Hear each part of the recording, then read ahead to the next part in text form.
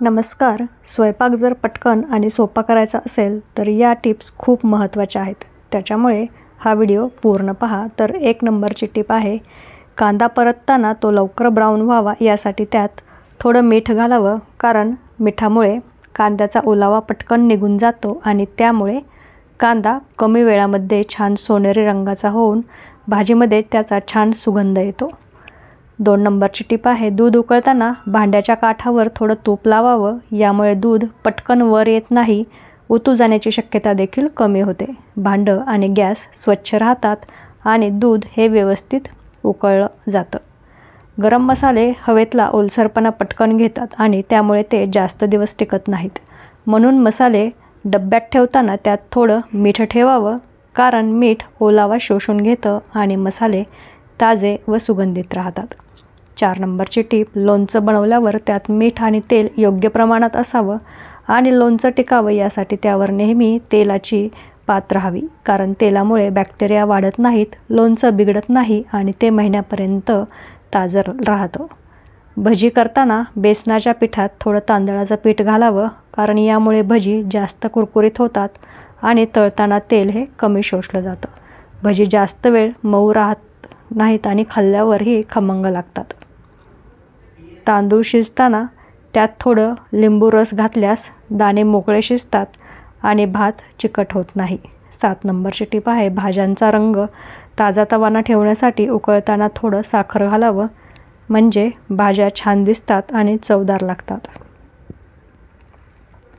8 नंबरची टिप आहे, डाळ लवकर शिजवण्यासाठी त्यात थोडं तेल आणि हळद घालावी. म्हणजे वेळ वाचतो आणि डाळ देखील चांगली शिजली जाते.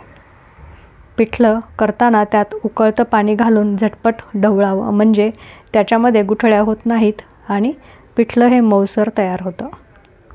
बटाट्याची भाजी करताना त्यात थोडं दूध घालावं. म्हणजे भाजी क्रीमी लागते आणि त्याची चव देखील खूप छान लागते.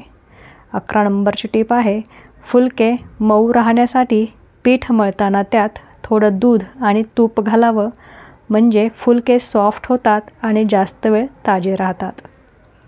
12 नंबरची टिप म्हणजे कडधान्य जास्त लवकर शिजवायची असतील तर त्यांना शिजवण्यापूर्वी रात्रभर पाण्यात शिजवून ठेवलं पाहिजे.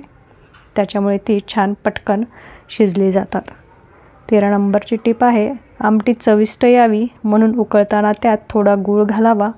म्हणजे आंबटपणा कमी होतो आणि आमटी संतुलित लागते. 14 नंबरची टिप, भाकरी मऊसर होण्यासाठी पीठ मळताना त्यात गरम पाणी वापरावं. त्यामुळे भाकरी ताजी आणि स्वादिष्ट लागते व तशीच भाकरी करताना तुटत नाही. तूप बनवताना भांड्यात 1 लवंग टाकावी. म्हणजे तुपाचा सुगंध टिकून राहतो आणि ते जास्त दिवस ताजं राहतं. 16 नंबरची टिप, पाव भाजताना ओव्हनमध्ये एका लहान पाण्याचा वाटी ठेवावी. म्हणजे पाव छान फुलतो आणि मऊ राहतो. शेंगदाणे भाजून झाकणाखाली ठेवले तर ते जास्त वेळ गरम राहतात आणि लवकर ओलसर होत नाहीत.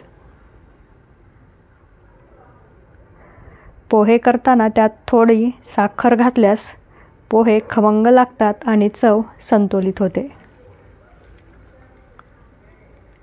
19 नंबरची टिप आहे, सूप बनवताना त्यात थोडेसे ओट्स घालावं. म्हणजे सूप हे घट्ट होतं आणि आरोग्यदायीही लागते. भाजीत मीठ जास्त झाल्यास त्यात थोडं आटोपशीर पीठ किंवा मळका ब्रेडचा तुकडा टाकल्यास मीठ हे शोषलं जातं. म्हणजे ब्रेडचा तुकडा तुम्ही त्याच्यामध्ये टाकू शकता. याच्यामुळे मिठाची चव कमी होते. फ्रीजमध्ये ठेवलेले फळं किंवा भाजीपाला जास्त काळ ताजे ठेवण्यासाठी त्याच्याजवळ सफरचंद ठेवावं. कारण सफरचंद ओलावा शोषून घेतं. 22 नंबरची टिप, गरम भातात 1 चमचा तूप घातल्यास भात मोकळा होतो आणि तो खायलाही खूप खमंग लागतो. 23 नंबरची टिप आहे, फ्रीजमध्ये ठेवलेले लिंबू कडक झाले असतील तर त्यांना गरम पाण्यामध्ये 2 मिनिटे ठेवून कापल्यास त्याचा पुन्हा छान जास्त रस निघतो. 24 नंबरची टिप, मासे तळताना तेलात चिमूटभर हळद टाकल्यास मासे चिकटत नाहीत आणि त्याचा सुगंधही छान येतो. 25 नंबरची टिप आहे, फ्रीजमधील वास काढण्यासाठी त्यात थोडे बेकिंग सोडा ठेवावा. म्हणजे वास हा बेकिंग सोड्यामध्ये शोषला जातो आणि फ्रीज हे ताजेतवाने राहते. 26 नंबरची टीप, दह्याची चव छान यावी म्हणून ते सेट करताना भांड्यावर थोडं कापड झाकावं म्हणजे दही घट्ट लागतं. 27 नंबरची टीप आहे, पापड तळताना तेल कमी शोषण्यासाठी त्यात थोडं मीठ घालावं आणि त्याच्यामुळे मग पापडही कुरकुरीत होतो.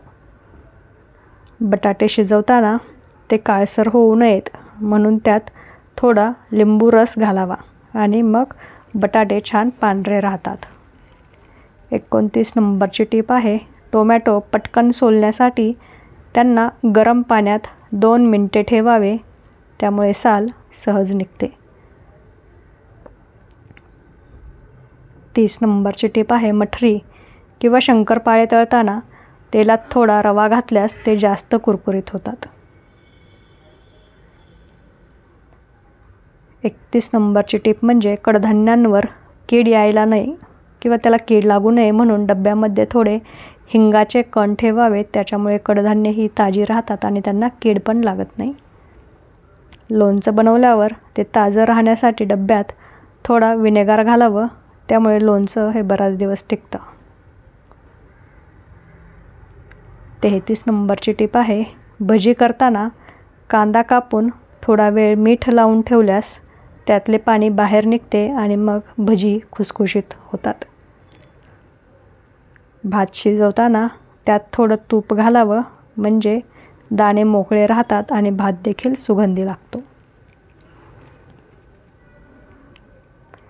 35 नंबरची टीप आहे, फ्रीजमध्ये लसूण ठेवताना तो सुकू नये म्हणून त्याला कापडात गुंडाळून ठेवल्यास लसूण हा ओलसर राहतो व खूप दिवस फ्रेश राहतो आणि तो खूप दिवस टिकतो देखील.